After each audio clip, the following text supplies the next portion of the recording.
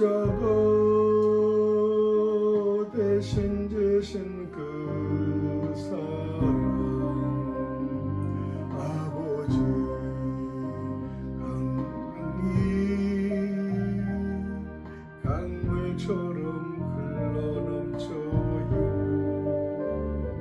그 크신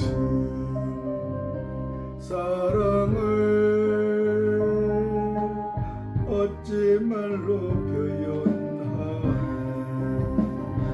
아버지 아버지 간절히 두 손을 잡고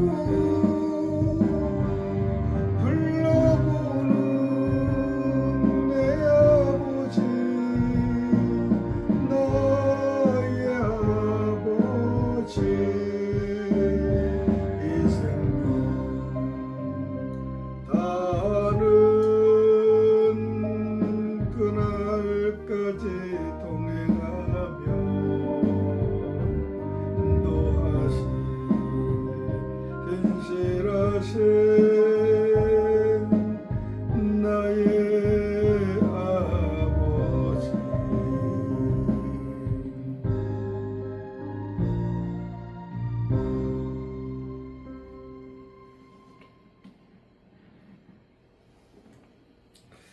오늘 누가복음 13장 24절입니다.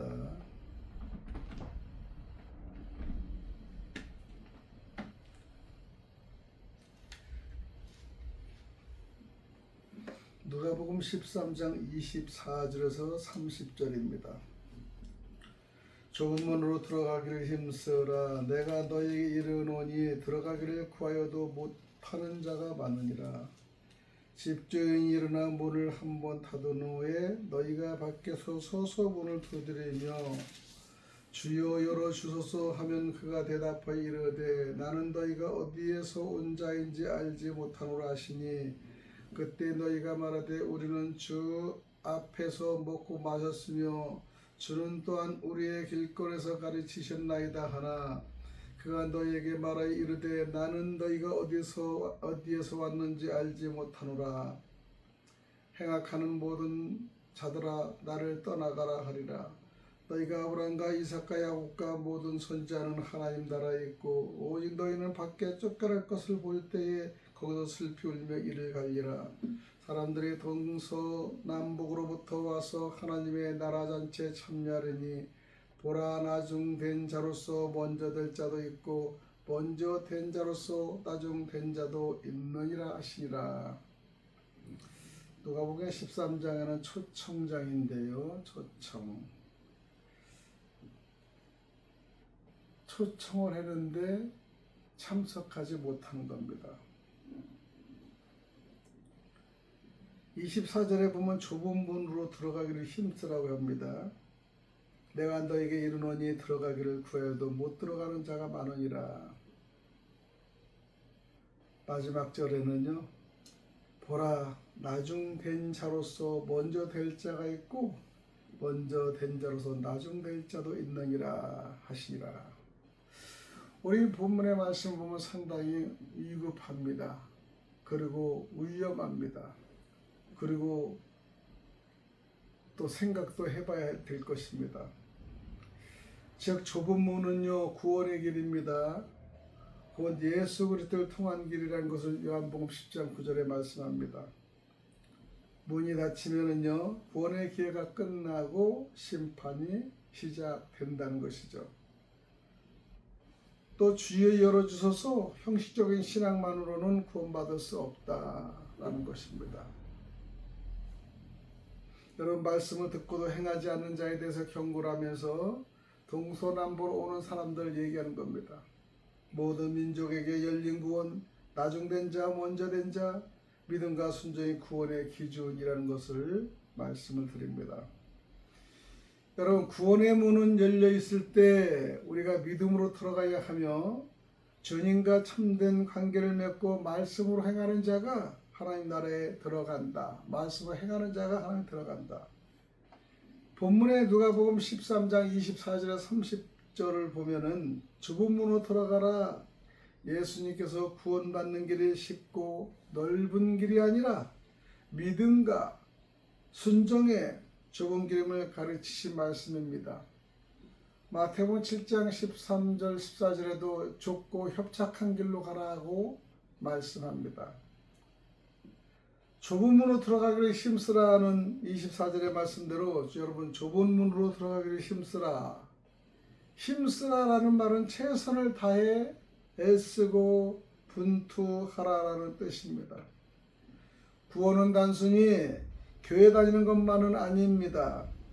하나님의 뜻을 따라 사는 믿음의 삶을 요구하는 거죠. 가장 중요한 건 믿음의 삶을 요구하는 겁니다. 예수님도 자기들이 어떠한 믿음에서 흔들릴 때 믿음이 적은 자들아 얘기했어요. 믿음이 상당히 중요합니다. 12제자도요 풍랑을 만나 두려웠고요. 그 다음에 예수님이 십자가에 돌아가실 때 무서웠고 두려웠고요. 베드로만큼은 절대 자기는 그렇게 안 할 것이라고 했지만 닭이 3번 울기 전에 변함을 예수님이 미리 경고한 겁니다. 절대 우리의 신앙은 흔들릴 것 같지 않지만은 어떤 상황이 되면 우리는 흔들리고 넘어질 때가 너무나 많습니다. 요한복음 10장 9절에는 내가 문이라고 말씀합니다. 마태복음 10장 13, 14절에는 좁은 문으로 들어가라고 얘기합니다. 두 번째는 문이 닫힌 후에는 들어갈 수밖에 없는데요. 집주인이 문을 닫으면은 밖에 있는 사람들이 들어오려 하지만 들어갈 수 없는 것이죠.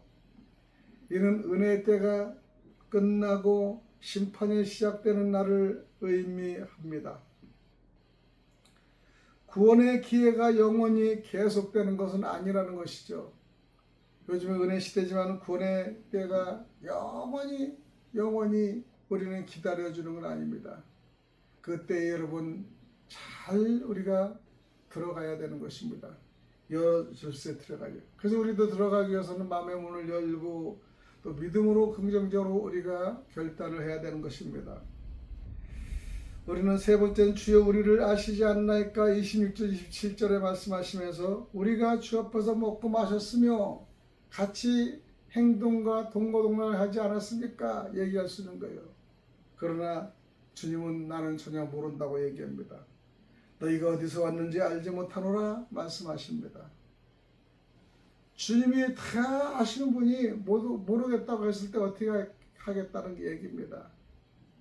중요한 것은 종교적 활동이 아니라 주님과의 참된 관계를 얘기하는 겁니다. 마태복음 7장 22절 23절에는 내가 너희를 도무지 알지 못하니 슬피 울며 이를 갈리라. 28절 하나님 나라에 들어가지 못한 자들의 후회와 심판을 나타냅니다. 아브라함, 이삭, 야곱과 선지자들은 하나님 나라에 있으나 불순종하는 자들은 밖에 쫓겨났다는 것을 본문의 누가복음 13장에서 말씀을 드립니다. 29절은 동서남북에서 오는 사람들이라고 얘기한 것은 유대인뿐 아니라 이방인들도 믿음으로 하나님 나라에 들어오게 됨을 예언하는 겁니다. 이방인들도 믿음으로 하나님 나라에 들어온다는 걸 예언하는 겁니다. 들어오게 된 것을 예언하는데 구원은 혈통이 아니라 믿음으로 받습니다. 갈라디아 3장 28절과 29절, 사도행전 10장 34절 35절을 참조하시기 바랍니다. 여섯 번째는 나중된 자로서 먼저 될 자는 누가복음 13장 30절인데요. 보라, 나중된 자로서 먼저 될 자가 있고, 즉 먼저 선택받았다고 생각한 유대인들이 믿지 않으로 뒤로 밀려날 수 있다는 것이죠. 반대로 여러분 잘 아시는 죄인이라고 하는 세리나 죄인들 이방인처럼 전대받던 자들이 믿음으로 먼저 하나님 나라에 들어갈 수 있다는 것입니다. 순서가 중요하지 않습니다. 뒤늦게 와도 들어갈 수 있다는 것이에요. 즉 말씀은요, 구원의 문은 좁습니다. 예수 그리스도만이 그 문이시다는 것을 얘기합니다. 구원의 기회가 있을 때 믿음으로 응답해야 합니다. 형식적인 신앙이 아니라 주님과의 참된 관계가 중요합니다. 혈통이나 교단이 아닙니다. 교회가 크다고 해서 아닙니다. 작다고 해서 아닙니다. 믿음과 순종이 구원의 기준이라는 것을 다시 한번 알려드립니다. 겸손히 말씀을 따르는 자가 하나님 나라에 들어간다라는 것이죠. 누가복음 13장 24절에 30절은 구원은 자동적으로 얻어지는 것이 아닙니다. 예수 그리스도를 믿고 순종하는 좁은 길을 끝까지 걸어가는 자에게만 주어진다는 사실입니다. 오늘의 태초의 말씀과 하나님은 빛과 생명입니다. 말씀은 하나님입니다. 요한복음 1장 1절입니다. 말씀을 버리는 것은 하나님을 버리는 것입니다. 에레미야 6장 19절 말씀입니다. 호세아 4장 6절은 지식을 버린다고 하였습니다. 말라기 2장 8절과 계시록 2장 4절은 첫사랑의 버림을 지적했습니다. 요한복음 1장 4절은 말씀이 즉 생명이라고 말씀하십니다. 말씀을 버리는 것, 빛과 생명, 영생을 버리는 것입니다. 요한복음 5장 39절 40절입니다. 요한일서 1장 1절 3절 영원한 생명을 말씀드리며 요한일서 5장 11장 11절에서 13절은 아들 안에 생명 없는 자는 생명 없는 겁니다. 하나님 안에 우리가 생명이 있고요. 아들 안을 벗어나면 우리는 생명이 없다는 것입니다. 여러분 말씀 안에 들어와야 영생을 얻을 수 있다는 것입니다. 때가 되기 전에는 말씀의 효력, 영생을 보여주지 못합니다. 때가 되면 말씀으로 계시록이 이루어진다는 것을 알 수가 있는 겁니다. 두 번째는 변하지 않는 불변인데 하나님의 약속의 말씀, 하나님의 역사의 생각, 절대적 믿음이 중요합니다. 하나님의 역사 순례 입각에서 우리가 이루어진다는 것을 성경에서 볼 수 있습니다. 기독교 역사는 배도, 멸망, 구원의 순으로 이루어집니다. 데살로니가 후서 2장 1절에서 3절의 말씀이고요. 우리는 계시록 17장 7절과 계시록 10장 7절과 계시록 7장을 통해서 14만 4천의 창조 흉물에 대해서 말씀을 드립니다. 계시록 6장에는 한 시대의 종말이 나오고요. 계시록 7장에는 새 창조의 역사가 일어납니다. 그래서 계시록 14장 1절에는 우리가 인맞아야 된다는 것을 계시록을 볼 수 있습니다. 우리가 말씀에 우리가 정말로 돌아와야 되는 것입니다. 또한 계시록 성취 때 나타난 실상과 믿음은 이를 맞지 못한 사람은 계시록 6장과 같은 일이 이루어진다는 것이죠. 하나님을 버린 자가 일어납니다. 에베소 4장 18절입니다. 데살로니가 5장 2절 3절입니다. 실상이 없이 증거한 실상, 믿음도 없습니다. 증거도 아닙니다. 히브리서 11장 1절은 믿음은 바라는 것들의 실상이고 보지 못하는 것들의 증거라고 말씀하십니다. 우리는 계시록 성취 때 나타난 실상과 믿음에 대해서 분명히 하나님 말씀으로 인침을 받을 수 있도록 우리는 애쓰고 노력하고 결단을 해야 됩니다. 누가복음 18장 8절의 말씀을 보면은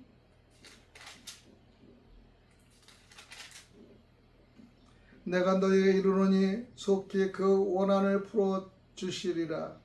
그러나 인자가 올 때에 세상에서 믿음을 보겠느냐고 하십니다. 하나님께서 그 밤낮 부르짖는 택하신 자들의 원한을 풀어주지 아니하시겠느냐. 그들에게 오래 참으시겠. 이거는 불의의 재판장이 말한 것을 우리는 얘기하는 겁니다. 하나님께서 그 밤낮 부르짖는 택하신 자들의 원한을 풀어주시지 아니하겠느냐고 말씀하십니다. 그들에게 오래 참으시겠다고 말씀하십니다. 내가 너희 이르노니 속히 그 원한을 풀어주시리라. 그러나 인자가 올 때 세상의 믿음을 보겠느냐 하시냐고 물어봅니다. 또한 자기를 의롭다고 믿고 다른 사람을 멸시하는 자들에게 그 비유로 말씀하십니다. 두 사람이 기도하러 성전에 올라가니 하나는 바리새인이요 하나는 세리라고 합니다. 어느 기도를 들어주겠습니까? 바리새인은 서서 따로 기도합니다. 하나님이 원하는 다른 사람들보다 다르게 곧 토색, 불의, 간음을 하는 자들과 같지 아니하고 이 세리와도 같지 아니함을 구별하며 기도합니다. 그리고 고백합니다. 나는 2번씩 금식하고 또 소득의 11조도 드리나 라고 자기 자신을 고백합니다. 그러나 세리는 멀리 서서 감히 눈을 들어 하늘을 쳐다보지도 못하고 다만 가슴을 치며 하나님이여 불쌍한 이를 용서하여 주옵소서 나는 죄인으로소이다 하며 고백합니다. 내가 너에게 이르노니 이에 저 바리새인이 아니고 이 사람이 의롭다 하심을 받고 그의 집으로 내려갔느니라. 무릇 자기를 높이는 자는 낮아지고 자기를 낮추는 자는 높아지라고 하신 말씀을 우리는 누가복음 18장 14절의 말씀을 인용하면서 정말로 우리는 바리새인 같은 교만과 철저한 그런 신앙을 가지는 것이 아니라 비록 죄인이고 부족하고 연약한 이 세리 같은 사람의 믿음을 주님은 더 기억하시는 걸 볼 수 있습니다. 그래서 우리는 의롭다 하시는을 믿는 것이 아니라 우리가 말씀으로 돌아 의롭다 함을 우리가 깨달아야 하는 것이죠. 깨달지 않고는 전혀 갈 수가 없는 겁니다. 그래서 우리는 성경에 보면 주님은 믿음이 필요하다고 말씀하십니다. 믿음. 실상 없이 증거한 실상. 믿음도 아닙니다. 증거도 없습니다. 우리는 믿음이라는 것이 우리는 하나님이 얼마나 원하시는 것을 우리는 볼 수 있습니다. 히브리서 11장 1절을 보면은 여러분이 너무나 잘 아시는 믿음입니다.